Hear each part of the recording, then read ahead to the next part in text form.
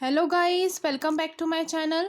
आज मैं आपको आगे का नेक्स्ट टॉपिक स्टार्ट कराने जा रही हूँ, जो कि है ई filing of income tax returns. हम चैप्टर कर रहे हैं preparation and filing of return of income. ठीक है, अब हमारा जो पहले का जितना भी टॉपिक था वो सारा हम पहले कवर कर चुके हैं। अगर अभी तक आपने वो वीडियो नहीं देखा है तो उस वीडियो का लिंक और साथ ही साथ प्लेलिस्ट का लिंक मैं आपको डिस्क्रिप्शन बॉक्स में डाल दूंगी। अदर चैप्टर्स भी अपलोडेड है, अगर आप देखना चाहते हैं तो वहाँ से देख सकते हैं। चलिए स्टार्ट करते हैं हमारा नया topic, E filing of income tax returns. अब इनकम टैक्स रिटर्न की ई फाइलिंग यानी कि आपने अब अपनी जो रिटर्न है इनकम की वो आपने ऑनलाइन फाइल करनी है। तो वो किस तरह से, क्या इसका क्राइटेरिया होगा। ई फाइलिंग को एक्चुअली में पहले हम ये देखेंगे कि कहते क्या है। ठीक है, according to section 139 sub section 1 of the income tax act 1961 of India, individuals whose total income during the previous year. यहाँ पे ये बोला गया है इंडिविजुअल्स, वो पर्सन्स जिनकी टोटल इनकम जो है प्रीवियस ईयर में मोर देन है मैक्सिमम अमाउंट से, जो कि चार्जेबल नहीं है टैक्स के लिए। क्या कहने का मतलब है, जैसे मान लीजिए कि आपकी इनकम जो है वो 3 लाख रुपए है और टैक्स जो है 2.5 लाख रुपए तक नील होता है, यानी कि बिल्कुल एग्जाम्प्ट होता है। तो वो जो 2.5 लाख मैक्सिमम अमाउंट है जो कि चार्जेबल टू टैक्स नहीं है, अगर उससे ज़्यादा जाती है आपकी प्रीवियस ईयर की इनकम, तब जो इनकम टैक्स रिटर्न है आपको फाइल करनी पड़ेगी, यानी कि आपको ITR फाइल करनी पड़ेगी। When such individuals file there income tax return online, और जब वो इंडिविजुअल्स अपनी रिटर्न ऑनलाइन फिल करते हैं, ऑनलाइन जो है फाइल करते हैं, तो उस प्रोसेस को हम बोलते हैं ई फाइलिंग। क्या बोलते हैं? E filing. As taxpayer, assessee can seek professional help or file returns by simply registering on the income tax department website or other relevant websites. As a taxpayer यानी उस person को tax पे करना है तो वो tax payer हो गया। अब टैक्स पेयर के चलते उसने क्या करना है, वो जो असेसी है या तो प्रोफेशनल हेल्प भी ले सकता है, यानी किसी और प्रोफेशनल पर्सन से फाइल करवा सकता है अपनी रिटर्न ऑफ इनकम को, और साथ ही साथ या फिर वो ऐसा कर सकता है कि सिंपली अपना रजिस्ट्रेशन करा के कर सकता है फाइल। और रजिस्ट्रेशन कहाँ कराएगा? इनकम टैक्स डिपार्टमेंट के अंदर। ठीक है, ये था ई filing of income tax returns. 2 marks में आ भी सकता है, और समटाइम्स जैसे हम पूरा थ्योरी का क्वेश्चन करते हैं तो आप क्या करते हैं कि आपको नहीं पता होता, आप टाइप्स बता रहे हैं या आप ये बता रहे हैं कि किस तरह से स्टेप्स क्या हैं e filing of income tax return, जो कि हमने पहले किए थे। तो अब अगर आप स्टेप्स बता रहे हैं तो उससे पहले भी आप ये छोटा सा जो डिस्क्रिप्शन आज हमने किया है आप दे सकते हैं। ठीक है, it improves your content. Okay, now next है types of e filing. E filing के टाइप्स डिफरेंट वेज होते हैं असेसी के पास कि अपनी वो जो इनकम टैक्स रिटर्न है उसको फाइल करा सकता है ऑनलाइन। ठीक है, assessee can use a digital signature certificate. Assessee क्या यूज़ कर सकता है? डिजिटल सिग्नेचर सर्टिफिकेट यूज़ कर सकता है अपनी इनकम टैक्स रिटर्न को फाइल कराने के लिए, और ये मैंडेटरी होता है। अगर कोई पर्सन जो भी फाइल करा रहा है इनकम टैक्स, तो वो जो पर्सन फाइल करा रहा है समटाइम्स कुछ केसेस में वहाँ पे मैंडेटरी होता है, और ये काम कौन करता है फिर? DSC का बाया चार्टर्ड अकाउंटेंट, यानी चार्टर्ड अकाउंटेंट के द्वारा ही इस काम को किया जाता है।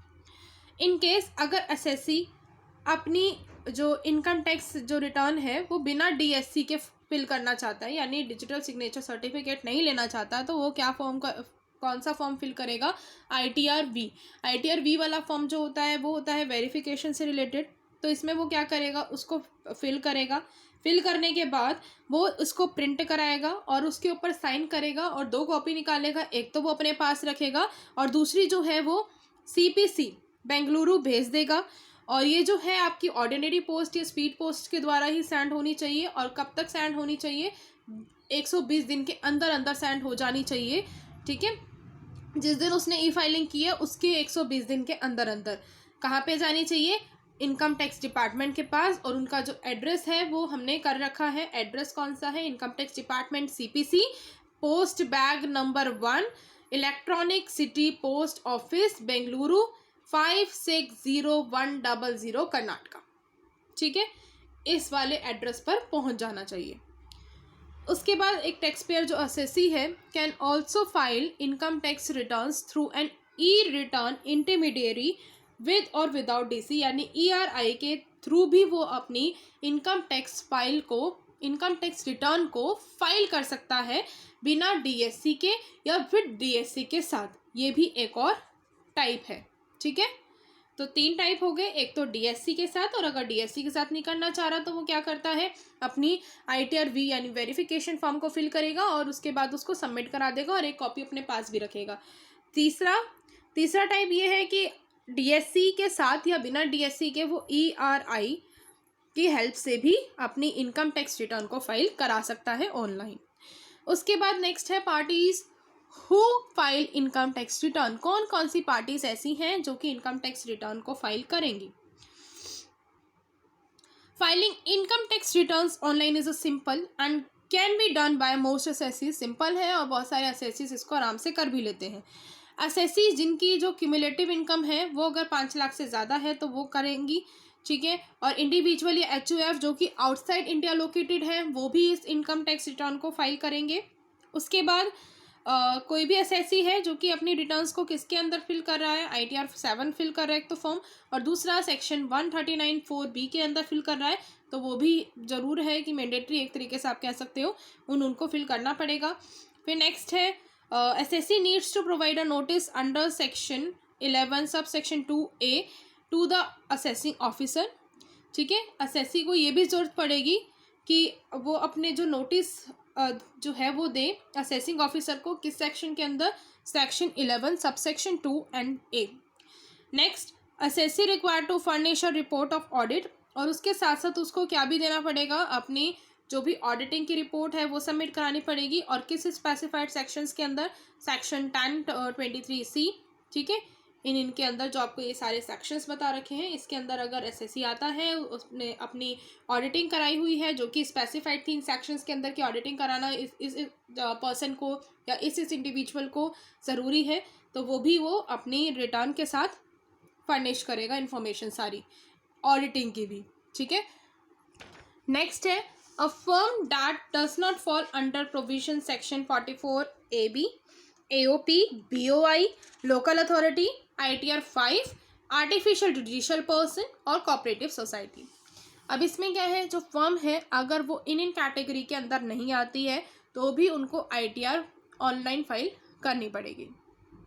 नेक्स्ट है a person who claims relief, जिन्होंने रिलीफ ले रखा है अंडर सेक्शन 90 और 90A, या फिर डिडक्शन ले रखी है अंडर सेक्शन 91, तो वो भी यहाँ पे ITR फाइल करेगा।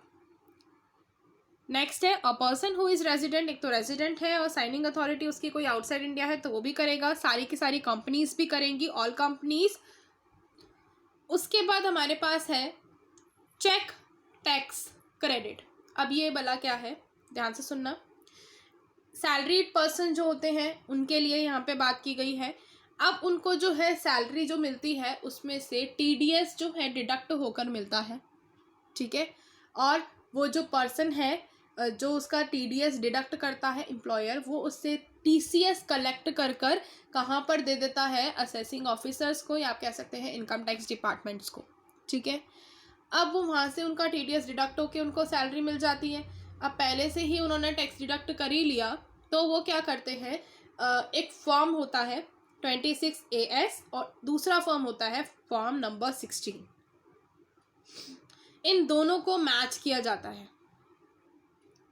ठीक है, मैच कैसे किया जाता है, अब ये फॉर्म 26AS क्या है, ये वो फॉर्म है जो कि एक तरीके से आपके पास आता है, आप चेक करते हैं कि हमारा कितना TDS जो है एम्प्लॉयर ने काटा है, वो आपने अपनी जब आप फाइल रिटर्न कर रहे होते हैं, रिटर्न को फाइल कर रहे होते हैं, तो उससे पहले असेसी को ये फॉर्म चेक करना होता है। इस फॉर्म को वो चेक करता है, देखता है कि उसका कितना TDS कटा हुआ है और कितना डिपॉजिट किया है एम्प्लॉयर ने इनकम टैक्स डिपार्टमेंट के अंदर, तो उस हिसाब से ही वो अपनी ITR को फिल करता है और फिर वो फॉर्म नंबर 16 को फिल करता है, और फिर उन दोनों के बीच में हमारा एक कंपैरिजन होता है, कह सकते हो आप कि बिल्कुल एग्जैक्ट ही अमाउंट दोनों का आना चाहिए, कहीं ना कहीं मिस्टेक ना हो जाए, इस वजह से फॉर्म 26AS एक एसएससी चेक करता है before filing it's return of income. ठीक है, एक बार ध्यान से सुनना क्योंकि ये बहुत इंपॉर्टेंट पॉइंट है। हमारे पास एक तो होता है फॉर्म 26AS।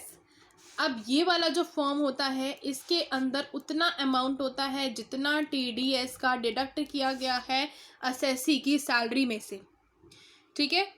अब जब वो असेसी जो है अब एंड ऑफ द ईयर वो अपनी ITR को फाइल कर रहा है, तो उस टाइम पर वो ये देखेगा कि इस फॉर्म में कितना अमाउंट है, और जो उसने फॉर्म नंबर 16 वो फिल कर रहा है उसमें ये चेक करेगा कि कितना अमाउंट है, यानी इस वाले अमाउंट को और इस वाले अमाउंट को वो मैच करेगा।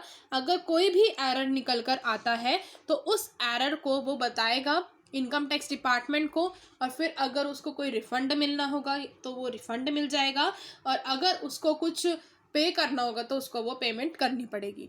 अब इन केस मान लो कि असेसी ने इसको चेक नहीं किया, ठीक है, असेसी ने कोई भी एरर रेक्टिफाई नहीं किया, उसने सही नहीं किया, उसने देखा ही नहीं, तो उस केस में भी असेसी लायबल है कि उसको इनकम टैक्स डिपार्टमेंट से नोटिस आ सकता है कि आपको इतने का या तो रिफ़ंड मिलना है या फिर आपने इतना और पे करना है। वैसे पे का ज़्यादा नहीं होता, रिफ़ंड का हो सकता है कि आपने अपनी सेल्फ असेसमेंट के टाइम पर ज़्यादा पे कर दिया और आपका जो है TDS का अमाउंट एक्चुअली में पूरा अच्छे से कट चुका हो, ठीक है। तो ये था हमारा check tax credit, tax credit को चेक करना, ठीक है। इन दोनों का मैच होना ज़रूरी है। क्लियर है? आगे का पॉइंट देखते हैं।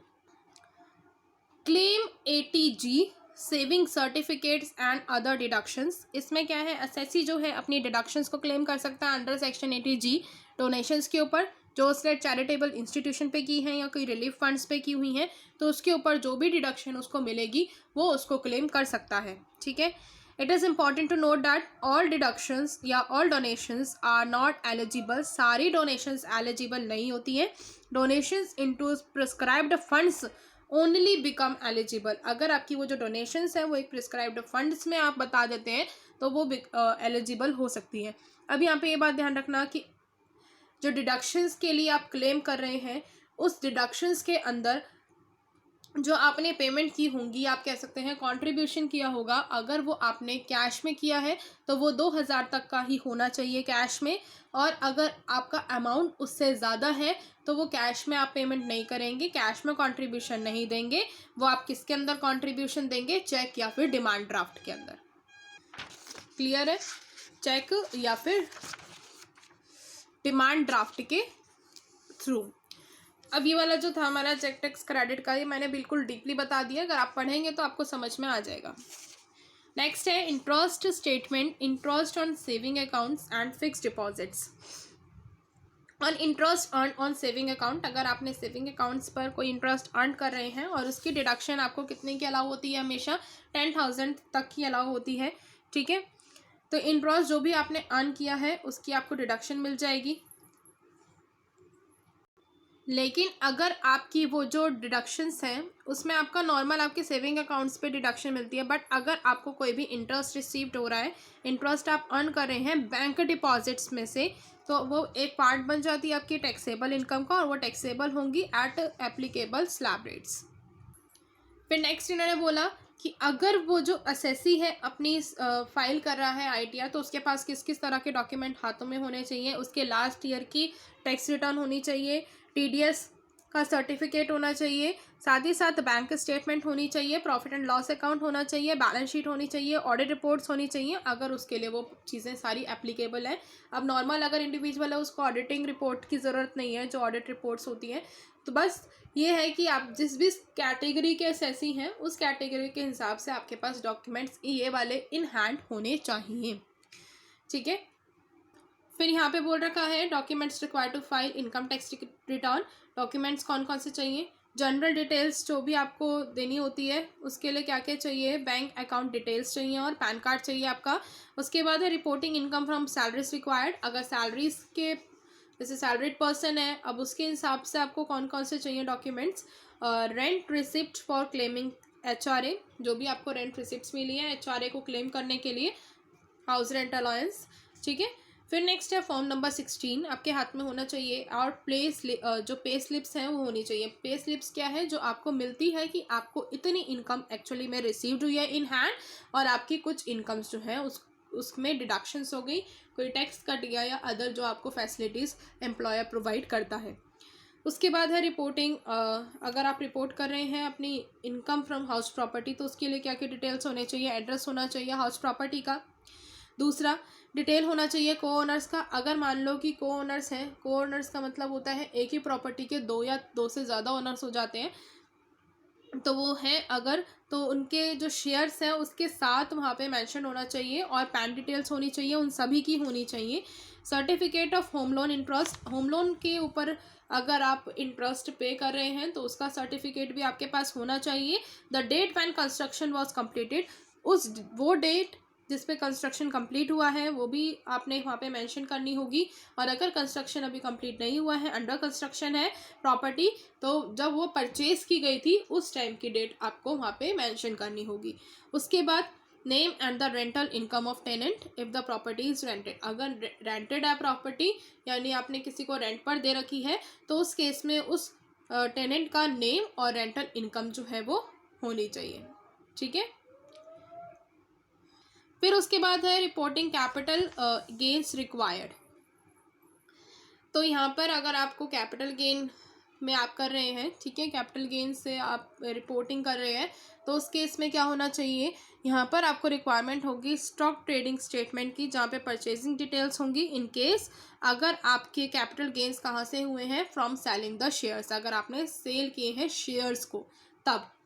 उसके बाद इफ़ अ हाउस और प्रॉपर्टी सोल्ड, अगर कोई हाउस या प्रॉपर्टी सोल्ड हुई है तो उस केस में आपका सेल प्राइस, परचेज प्राइस, उसकी डिटेल्स, रजिस्ट्रेशन की, कैपिटल गेन कितना हुआ है, इस सब की डिटेल चाहिए होंगी। उसके बाद अगर म्यूचुअल फंड स्टेटमेंट्स का हुई है, उससे आपको कोई कैपिटल गेन हुआ है तो उसकी परचेज डिटेल, उसकी सेल डिटेल, ठीक है, डेट फंड कितना है, SIPs कितना है, ELSS कितना है, ये सब सारी डिटेल्स होनी चाहिए। उसके बाद reporting income from other source, अगर आप अपनी इनकम अदर सोर्स के थ्रू रिपोर्ट कर रहे हो तो उस केस में the income from interest reported, जितना इंटरेस्ट आप दे रहे हैं या आपको रिसीव्ड हो रहा है वो सारी इनकम आपको यहाँ पे बतानी होगी। एक्चुअली में ये रिसीव्ड की बात है, ठीक है।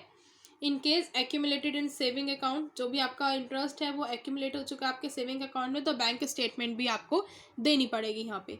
उसके बाद interest income from tax saving bonds, corporate bonds must be reported. यहाँ पे टैक्स सेविंग बॉन्ड्स में से अगर आपको कोई भी इंटरेस्ट रिसीव्ड हो रहा है तो उसकी भी आपको इन्फॉर्मेशन देनी होगी। साथ ही साथ अगर कॉर्पोरेट बॉन्ड से कुछ रिसीव हो रहा है इंटरेस्ट, तो आपको उसको भी रिपोर्ट करना होगा।